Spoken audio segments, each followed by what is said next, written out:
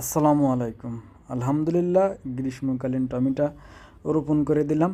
আপনারা যখন আমার ভয়েসটা শুনছেন তখন থেকে ভিডিওটা প্রায় 10-12 দিনের আগের, অর্থাৎ গত হয়ে গেছে।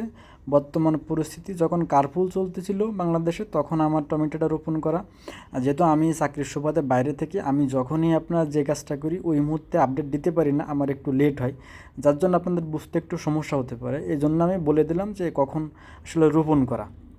তো হঠাৎ করে এখন গ্রীষ্মকালীন টমেটো সাধারণত আপনারা সবাই হয়তো জানেন যে চাল দিয়ে বা ঘর করে তার ভিতরে হচ্ছে রোপণ করতে হয়, না হলে ফল ধরে না বা ফুলও থাকে না বা গাছ থাকে না। যেহেতু হচ্ছে আপনার এখন বৃষ্টির সময় অত বেশি গরম হয়তো নেই, কিন্তু বৃষ্টির সময় কিন্তু টমেটো হয় না। টমেটো মূলত আপনার শীতের ফসল। বর্তমান আধুনিকতার ছোঁয়ায় আপনার অফ সিজনেও এখন টমেটো হচ্ছে। তো টমেটো শুধুমাত্র আপনার গ্রীষ্মকালীন যে জাতটা হয় এটা হচ্ছে বাড়ি 8, আর আমি যে জাতটা রোপণ করতেছি এটাও বাড়ি 8। বেশ আরও কয়েকটা জাত হয়, কিন্তু সব জাতের ভিতরে বাড়ি 8টা আপনার গরমের সময় বা বৃষ্টির সময় ভালো হয়। তো মূলত বৃষ্টির সময় ভালো রাখার জন্য বা ভালো ফলনের জন্য আমরা এখানে শেড করব বা ঘর করব, সে ভিডিও আপনারা ইনশাল্লাহ দেখতে পারবেন। আমি হঠাৎ আপনার ঘর না করেই এখন রোপণ করার কারণ হচ্ছে আমাদের যেহেতু সমন্বিত কৃষি, আমাদের কাজ একটু বেশি থাকে, একটা শেষ করতে করতে অন্যটা কাজ করার মতো উপযোগী হয়ে যায়। আমার গাছগুলো অনেক বড় হয়ে যাচ্ছিলো। আব্বু বলতেছিল যে এরপরে তোর এই গাছ রোপণ করা যাবে না, লম্বা হয়ে যাচ্ছে। তো এই জন্য আমরা তাড়াহুড়া করে, আপনারা ঘর না করে, আমরা মোটামুটি মাটিটা প্রস্তুত করেই আপনারা টমেটোটা রোপণ করে দিচ্ছি। আর অনেকে আপনারা জানতে চান চাষ পদ্ধতি, আমরা কীভাবে চাষ করি, কীভাবে মাটি প্রস্তুত করি, কীভাবে পরিচর্যা করি। তো এইগুলো ইনশাল্লাহ আজকে এই ভিডিওতে সবই বলে দেবো যে টমেটো আমরা কীভাবে রোপণ করতেছি বা কীভাবে মাটি প্রস্তুত করলাম। দেখতে পাচ্ছেন সামনে আমার আব্বু রোপণ করতেছে। তো আমি রোপণের আপনার আসলে এটা বলে দিই যে কয় হাত বা কয় হাত পর পর ড্রেন দিবেন বা গাছ রোপণ করবেন। তো গাছ দেখতে পাচ্ছেন আব্বু যেদিকে আপনার গাছ রোপণ করতে করতে যাচ্ছে, এটা হচ্ছে 1 হাত পর পর একটা গাছ, অর্থাৎ 1 হাতের মাথায় আর একটা গাছ দিবেন।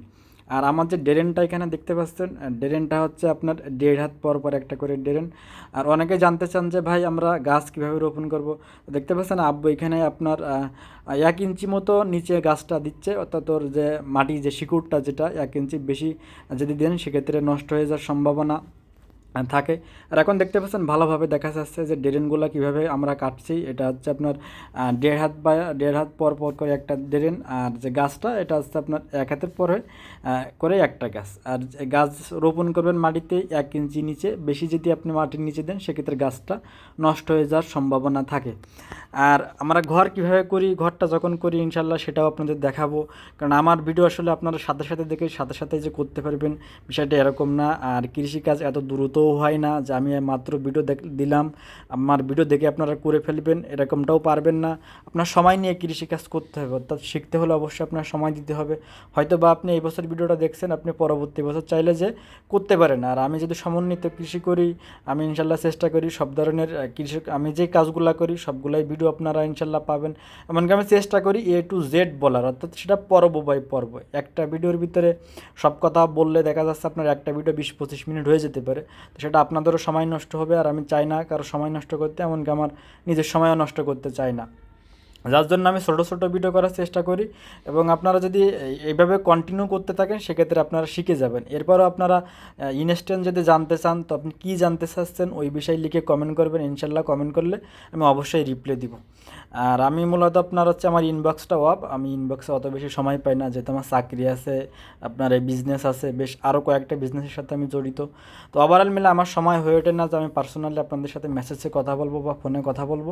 এই জন্য আপনারা কমেন্ট করবেন, আর আমি চেষ্টা করি সব কমেন্টগুলো পড়ার আর কমেন্টে রিপ্লাই দেওয়ার। ইনশাল্লাহ কমেন্ট করলে রিপ্লাইটা পাবেন।